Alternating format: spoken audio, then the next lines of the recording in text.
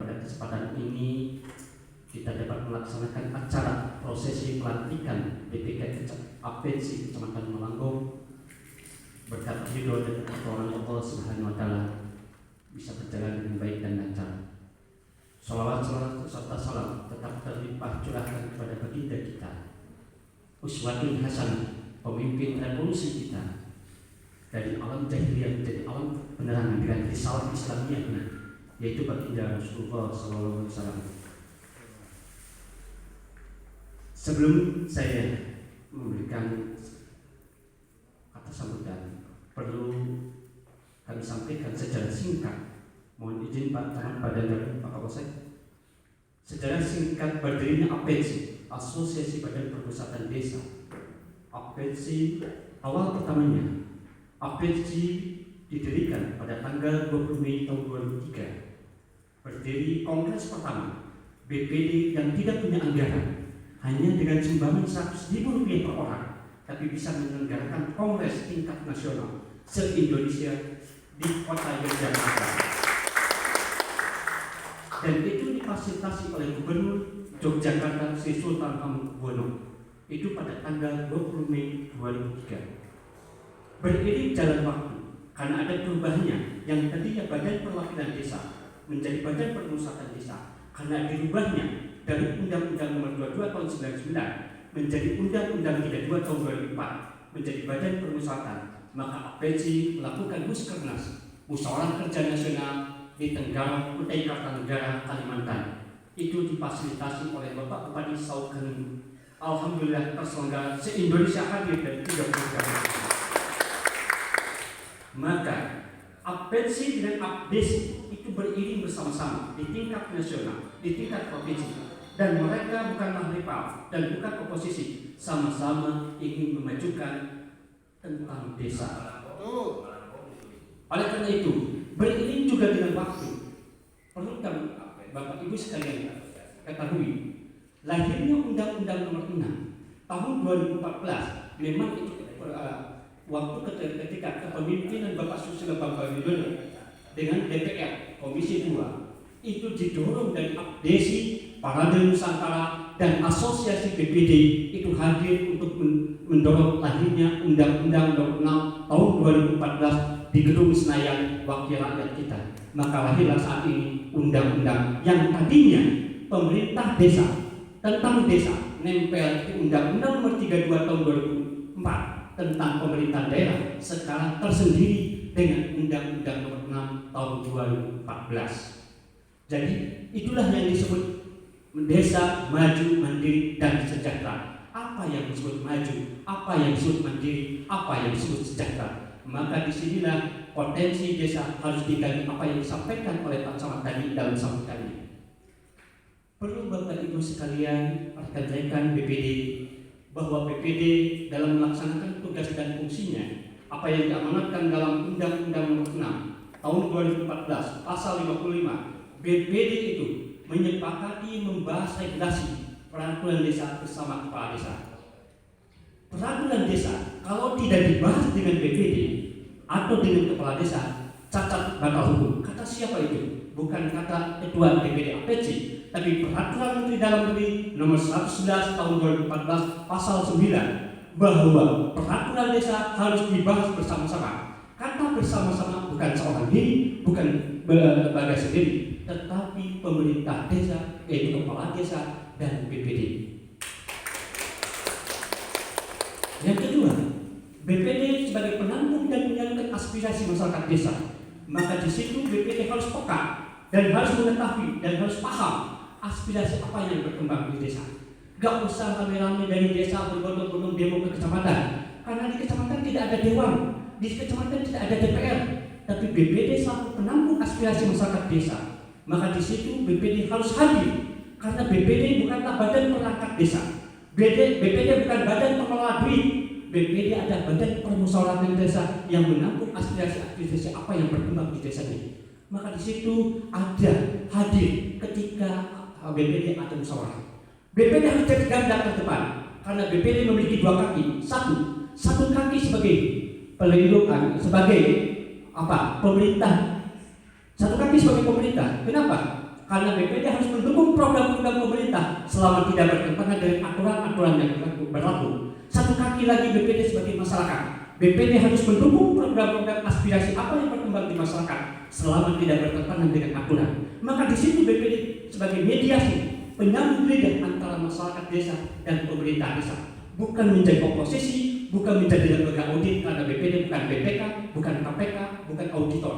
Maka di situ BPD adalah selaku penyambung lidah antara pemerintah desa dan masyarakat. Yang ketiga adalah BPD pengawas kinerja kepala desa. Bukan mengikuti kepala desa kemana, bisa selingkuh, bisa itu bukan. Tetapi BPD harus memiliki dokumen-dokumen penting. Apa yang disebut dengan RPJMDes, apa yang disebut RKPDes, apa yang disebut APBDes, dan apa yang disebut laporan realisasi APBDes. Di situ Perdes, RPJMDes dibahas bersama BPD. Kalau BPD memang RPJMDes itu merupakan visi misi penjabaran visi misi kepala desa, tetapi BPD harus hadir di situ karena dibahas selaku dari wakil masyarakat. BPD harus hadir di situ, harus punya dokumen RPJMDes kan. Yang kedua ada RKPDes, merupakan penjabaran dari RPJMDes untuk tahunan, harus dikawal, harus ada di situ. Dan sebagai dasar penyusunan APBDes melihat dari RPJMDes dan APBDes. Saya pernah ngobrol Pak Camat pada Garut, Pak Kapolsek dengan orang Kejaksaan Kabupaten Garut, dan ada salah satu kepala desa di LP Lapas Sukamiskin. Saya pernah ngobrol apa yang menjadi permasalahan di desa. Ternyata masalah administratif yang menjadi masalah. Kenapa terjadi seperti itu? Pertama, karena BPD tidak mengawasi, kebanyakan menjadi oposisi. Harus mengawasi yang betul-betul konstruktif, yang betul-betul secara normatif, bukan benar berdasarkan sentimen pribadi, sentimen golongan, bukan. Tetapi harus betul-betul mengawasi. Lihat, sebagai mitra kepala desa, ingatkan kepala desa apabila menganggarkan dalam APBD, salah satu contoh pembangunan TPT. Lihat, review, lihat kepada RPJMDes, ada nggak pembangunan TPT itu? Terus lihat lagi ke RKPDes, ada nggak?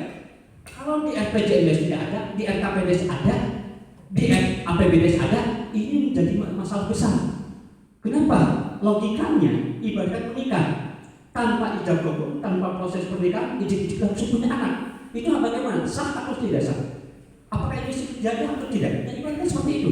Jadi ada rentetan peristiwa, ada alur-alurnya.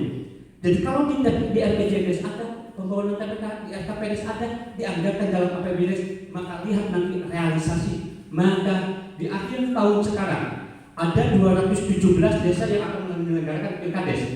Itu BPD apa yang diamanatkan dalam Permendagri nomor 46 tahun 2016 pasal 8 pasal 9 menyebutkan 3 bulan setelah akhir tahun anggaran BPD harus menerima 2 laporan bagi desanya yang menyelenggarakan pilkades. Pertama, BPD harus menerima laporan masa akhir jabatan yang 6 tahun. Yang kedua, BPD harus menerima laporan akhir tahunan secara tertulis, bukan secara lisan, kepada BPD dan Bupati. Kenapa harus menerima? Bagaimana BPD mau membuat laporan kinerja apa yang diamankan dalam Permendagri nomor 110 tahun 2016. Perlu diingat, ada 3 pilar dari BPD. Pilar yang pertama pengawal, pengawal, yang kedua penjaga, dan yang ketiga pelopor. Apa itu pengawal? BPD harus mengawal aspirasi yang berkembang dari masyarakat, dikawal sampai betul-betul tuntas melalui musyawarah dusun, musdes, dan lain sebagainya, penetapan RKPDes dan lain sebagainya. Itu dikawal oleh BPD. Jangan sampai BPD tunci, tidak tahu fungsinya, tidak tahu tugasnya. Maka dari situ di dalam Permendagri jelas harus diimplementasikan dalam tata tertib BPD. Yang kedua penjaga wibawa pemerintah desa. BPD jangan menyalahkan kepala desa atau perangkat desa, tetapi yang sudah diminta menjadi solusi, bukan menyalahkan, menyudutkan. Maka di situ menjaga wibawa pemerintah desa.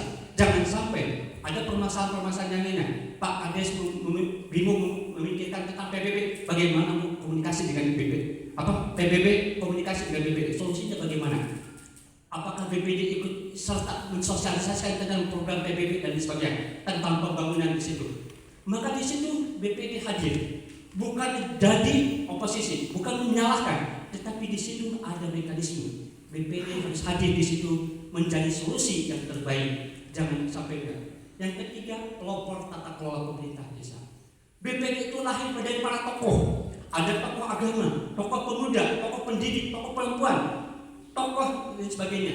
Maka di situ hadir harus jadi pelopor tata kelola pemerintah desa. Kenapa? Karena calon anggota BPD di situ ada yang dari PNS, dari TNI Polri, ada yang dari tenaga kesehatan, bahkan ada orang kecamatan, orang Pemda. Maka di situ muncullah ketokohannya. Harus menjadi inspirasi, harus menjadi pelopor tata kelola pemerintahan yang baik dan bersih. Bagaimana? Jangan sampai ikut terlibat dalam permasalahan hukum. Jangan sampai, kenapa? Bukan apa-apa. Karena di dalam Perdes itu dengan kesepakatan bersama Badan Permusyawaratan Desa dan Kepala Desa, bukan dengan Pak Camat, bukan dengan Bupati, bukan gubernur, apalagi dengan Menteri, tapi dengan kesepakatan bersama Badan Permusyawaratan Desa dan Kepala Desa. Maka di situ akan terlibat BPD. Maka di situ BPD harus tahu. Nah, disitulah tugas BPD. Jadi pengawasan itu BPD mengawasi apa yang disebut, yang disepakati bersama dengan Kepala Desa. Jadi BPD harus punya dokumen RPJMDes, RKPDes, dan APBDes, dan nantinya menjadi laporan pertanggungjawaban atau realisasi APBDes harus diperhatikan. Itu yang wajib.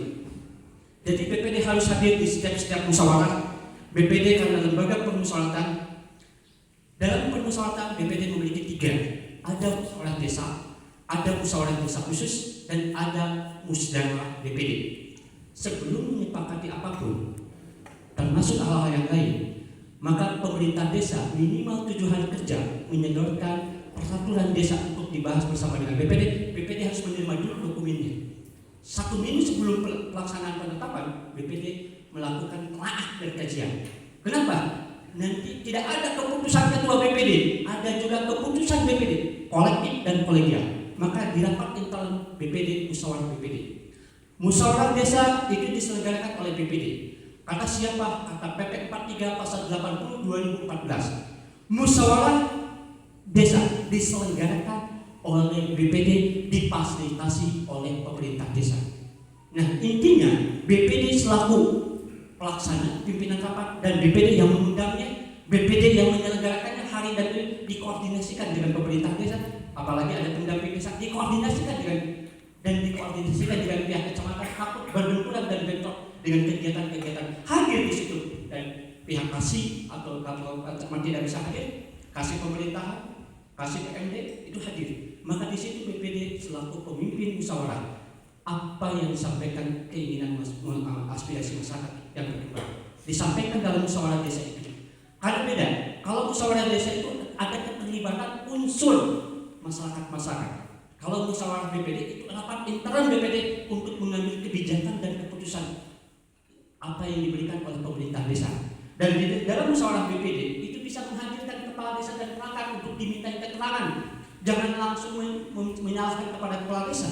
Maka di musyawarah internal BPD, bagaimana mekanisme musyawarah BPD? Maka dibikinlah tata tertib atau peraturan BPD yang sama sejajar dengan peraturan desa.